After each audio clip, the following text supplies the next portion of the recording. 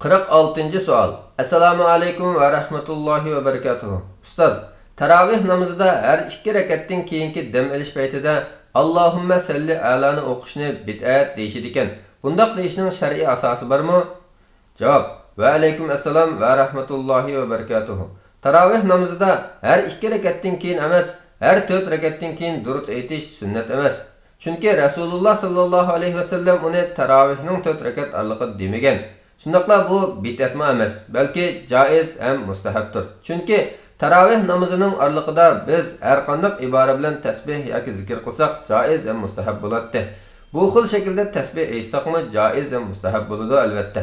Chunki bu har qanday ahvolda zikr tasbih aytishga buyurib kelgan oyat hadislarning mazmuniga uyg'un keladi. Lekin buni sunnat deb atalmasaqli bo'ldi.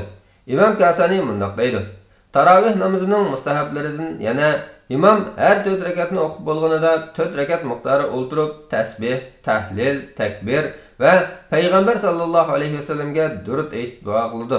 5-4 rakatdan keyin 4 rakat miqdori kutib turdi. Chunki bu salaflardan kelgan.